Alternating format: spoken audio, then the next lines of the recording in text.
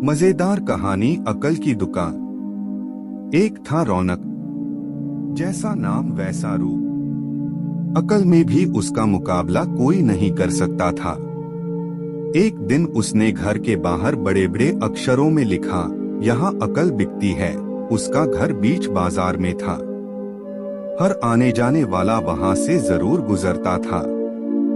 हर कोई बोर्ड देखता, हंसता और आगे बढ़ जाता। रौनक को विश्वास था कि उसकी दुकान एक दिन जरूर चलेगी।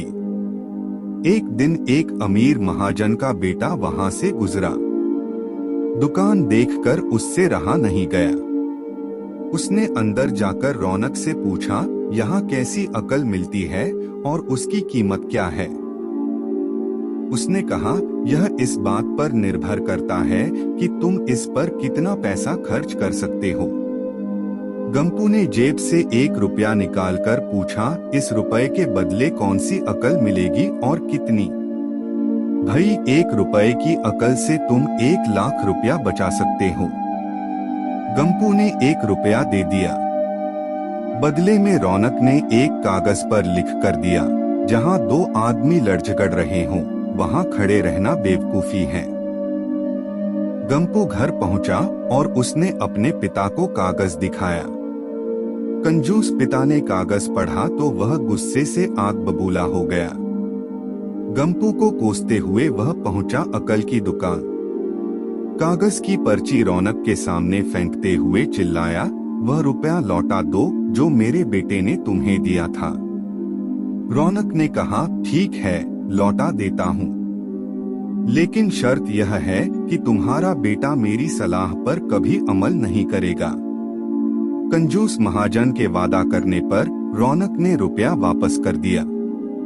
उस नगर के राजा की 2 रानियां थीं। एक दिन राजा अपनी रानियों के साथ जौहरी बाजार से गुजरा। दोनों रानियों को हीरों का एक हार पसंद आ गया।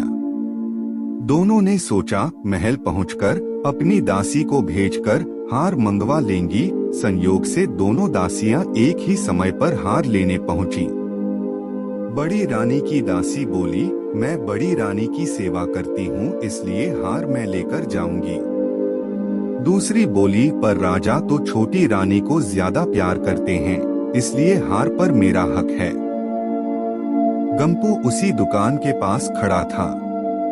उसने दासियों को लड़ते हुए देखा। दोनों दासियों ने कहा, वे अपनी रानियों से शिकायत करेंगी। जब बिना फैसले के वे दोनों जा रही थीं, तब उन्होंने गंपू को देखा। वे बोली, यहाँ जो कुछ हुआ तुम उसके गवाह रहना। दासियों ने रानी से और रानियों ने राजा से शिकायत की। राजा ने दासियों की खबर ली। दासियों ने कहा, गंपू से पूछ लो, वह वहीं पर मौजूद था। राजा ने कहा, बुलाओ गंपू को गवाही के लिए, कल ही झगड़े का निपटारा होगा। इधर गंपू हैरान, पिता परेशान। आखिर दोनों पहुंचे अकल की दुकान। माफी मांगी और मदद भी। रौनक ने कहा, मदद तो मैं कर दूं, पर अब जो मैं अकल दूंगा उसकी कीमत है 5000 रुपए। मरता क्या न करता। कंजूस पिता के कुढ़ते हुए दिए 5000। रौनक ने अकल दी कि गवाही के समय गंपू पागलपन का नाटक करें और दासियों के विरुद्ध कुछ न कहे।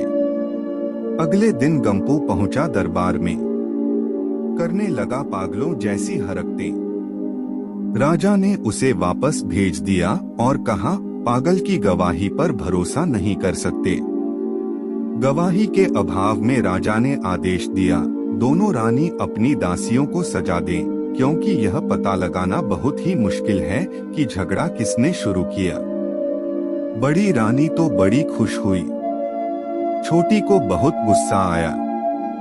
गंपू को पता चला कि छोटी रानी उससे नाराज हैं, तो वह फिर अपनी सुरक्षा के लिए परेशान हो गया। फिर पहुंचा अकल की दुकान। रौनक ने कहा, इस बार अकल की कीमत 10,000 रुपए। पैसे लेकर रौनक बोला, एक ही रास्ता है, तुम वह हार खरीदकर छोटी रानी को उपहार में दे दो। गंपू सकते में आ गया। बोला, अरे ऐसा कैसे हो सकता है? उसकी कीमत तो 1 लाख रुपए है।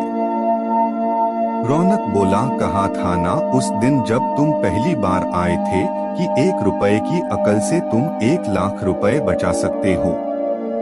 इधर गंपू को हार खरीद कर भेंट करना पड़ा, उधर अकल की दुकान चल निकली।